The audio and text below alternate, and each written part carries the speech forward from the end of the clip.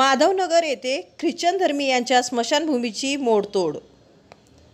माधवनगर येथील शनिवार पेठेतील ख्रिश्चन धर्मीयांसाठी असलेल्या स्मशानभूमीचे कंपाऊंड पाडण्यात आले असून याबाबत संजयनगर पोलीस ठाणे येथे एका व्यक्तीविरुद्ध तक्रार देण्यात आली असून पोलिसांकडून याबाबत चौकशी सुरू आहे।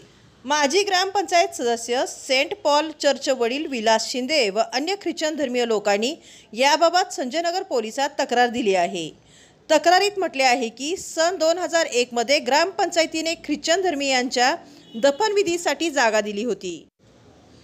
तेव्हापासून गावातील ख्रिश्चन धर्मीय लोक येथेच दफनविधी करीत आले आहेत। रविवारी मध्यरात्री संशयित व्यक्ती व त्याच्या काही साथीदारांनी या स्मशानभूमीच्या कंपाऊंड वॉलचे पिलर पाडले आहेत। या घटनेमुळे माधवनगर येथील ख्रिश्चन धर्मीयांच्या भावना दुखावल्या असून आर्थिक नुकसान झाले आहे। या प्रकरणाची चौकशी करून दोषीवर कारवाई करण्याची मागणी या तक्रारीद्वारे करण्यात आली आहे।